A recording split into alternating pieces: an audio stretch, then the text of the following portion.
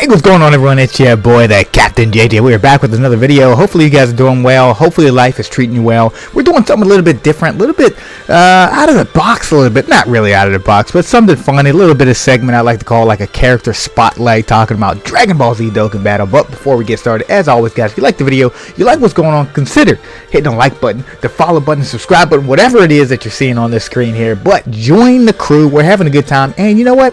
It lets me know that I need to make more videos, and you guys actually enjoy and like what we're doing. So with this little bit of a segment here, it's kind of like I said, a character spotlight. So I just want to talk about a specific character, kind of go into a little bit of detail about them, and just kind of really talk about them and break them down. You know, for whatever reason, if you don't know about this specific character, that's okay. That's what these videos are for. Or maybe there's something I might miss, but whatever it is, comment down in the section below. Let me know what I might have missed, or maybe you know, something you liked or didn't like. So let's talk about one of the latest, at the time of recording this, latest characters in Dragon Ball Z Dokkan Battle, and it's this intelligence trio right here. It is the Android 13 trio. Okay, so one out the gate, the leader skill. It's a really good leader skill. It's a straight pure 200% skill leader skill. Skill. I said skill a lot there, but it is a pure 200% leader skill, which is pretty great. Now, I personally really like whenever they do that. Whenever they drop characters that are have the leader skills of pure 200, there's no funny business. Okay, straight to the point. One of the other characters that kind of have something to do with that is this powerful comeback GOKU. I love whenever they did that. Just pure 200, but it's not his video. It's these guys' video. But yeah, 200% leader skill Super Saiyans, which is pretty great. Now this is what really makes this unit the talk of the town, so to speak, where it's like, okay, either you hate it, you love it, but we're gonna get into a little bit more of what the actual effects really do a little bit later. But it's their super attack. Okay, their super attack abilities. Now the information with this is when you do an 18 key, greatly raises attack and defense for 3 turns, causes mega colossal damage to an enemy as well. So their 18 raises attack and defense. Now their 12 key only raises attack. So you're looking at your attack stats are going to be going through the roof for the most part, because for the 3 turns you're really going to be raising an attack, but your defense only raises when you do an 18 key. So automatically when we're talking about hidden potential builds, stuff like that, that's where this type of stuff really comes in the you know, it becomes a major factor. Okay, but we're going to talk more details about that a little bit later. And then their passive. I know this is a novel. I'm going to do my best to try to not fumble this. But activate the entrance animation once only, and attacks effective against all types, and reduces damage received by 30% for 5 turns from the character's entry turn when there are another 2 or more Super Saiyans or movie heroes category allies on the team upon the character's entry. Boy, oh boy, I tell you what, it's more and more like novels, you know, with these new units, but it's okay. Key plus 3, attack and defense plus 180, plus an additional attack and defense plus 130 when attacking, plus an additional key plus 3 per int key sphere obtained. Randomly changes key spheres of a certain type, int excluded, to int key spheres when there is another Super Saiyans or movie hero category ally attack on the same turn. Launches an additional attack that has a high chance of becoming a super attack for every 3 key spheres obtained, up to 3 additional attacks per turn within the turn. So one, let's just talk about the fact that Dokkan players can read, because clearly we just read that. No, I'm just playing. No, but most people get on Dokkan players say that they can't read because of the fact that they don't read the information in the news and kits and all that stuff. Just tell me what happens. It's just because, especially nowadays when there's just so much stuff like that. But so the main thing with this guy, it's pretty great. So he's going to have damage reduction for 30% for the first 5 turns, which is pretty great from the character's entry. So that's pretty cool. Damage reduction is always great. I'm a big fan of damage reduction, especially when it's basically easy like that. When all you need is 2 Super Saiyans or 2 movie heroes. So I like the fact that they have the ability to kind of have a little bit of versatility of having movie heroes or Super Saiyans, which are both pretty easy to do. But the main thing with these guys are at the end of their passive, where it says with 3 key, they are basically able to get an additional 3 key spheres per 3 key spheres. If you get 3, that's an additional. If you get 6, That's another additional. If you get 9, that's 3 additionals you're able to do. With all of them becoming a chance to become a super attack. So that is a big deal because your attack stats again are going to be raised up through the roof, because every 12 key you do, you're going to be able to get your extra attack.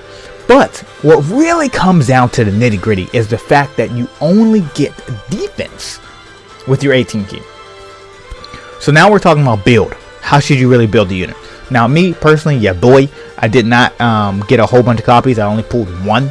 Now the way I built, as you can see there, I basically added a lot of dodge. What is that, 9 dodge that's on there? I put 9 dodge on there. A little bit of a additional crit, but that's just kind of there. That's not really needed. So the reason why I didn't really go too much with additional is the fact that if you get 3 key spheres, you're going to be able to do an additional automatically. And then the simple fact that in the very beginning, your first 3 turns, you are effective against all types. Guys, that's huge. So when you're talking about building a character, you don't really need crit if you have things like effective against all types. That really just makes it so like you are the same.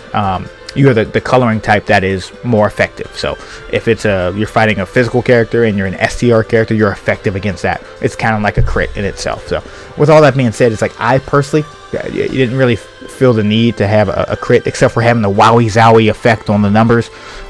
Being effective against all types is great. Now I could see the argument that whenever the intro runs off, that you want to have crits later on. That can make sense. Now here's the thing, guys. This is all just suggestion. There are certain units where it's like you would have to be basically stupid to not do certain builds, but for this, technically you got leeway. Also with the additional, I didn't really want to put a whole bunch of additional on there, especially with just a 55% kit, because you get additionals with every 3 key sphere that you get, and the fact that they change key to intelligence spheres, that's a big deal. So you don't really need additional. All you need to do is get a at least, I don't know, 6 key spheres. You're good to go. So dodge is a big deal because of the fact that, say in the case that you have a lot of additionals, but additional normals are still a thing. If you get a whole bunch of additional normals, you're not really stacking the defense, but you're stacking attack. And say you're 1 hit away from killing that boss, and then you get hit. Now you're dead. You know what I mean? Wow, if you have dodge, hey, you were able to dodge it. One of the best mechanics in the game, better than damage reduction, is dodge. One of the best things you can do is not get hit. And I'm not trying to sound like the truth. I get it. I understand he talks about this a lot. But the point I'm trying to make is, if you have dodge on there, it really comes in handy. It's a really solid kit. And them being intelligence, they have 5 dodge built into their hidden potential. So with all that being said, guys, a phenomenal unit. I think it's a really great unit from leader skill to overall kit. I think they are a really solid unit. And I have to talk about their links. Now, I'm going to show you guys a team that I actually have for them. I built this team. It's a pure Super Saiyans team. This team is really solid because it really just shows all the good links that you can kind of have with it. Here we go, right here. So this is a Super Saiyans team. I have Gohan. Future Gohan is one of his best linking partners. I believe they share 6 out of 7 links, I believe. Yeah, 6 out of 7 links. You can add this guy right here, this Goku, to the team. This Goku is phenomenal. They share a lot of links, if not all. I think they share like all the links. And then this Goku is really great. You can add this Goku to him. Now, if you guys don't know, there are avenues like the Dokkan Wiki you can look at. The Dokkan Wiki is pretty solid because with the Dokkan Wiki you can actually look at characters that link really well together with them. But there's another website that I actually use. I made it into like an app. It's called this Dokkan Web API type thing. But with this site, it allows you to actually see characters that link up well, but you see the numbers.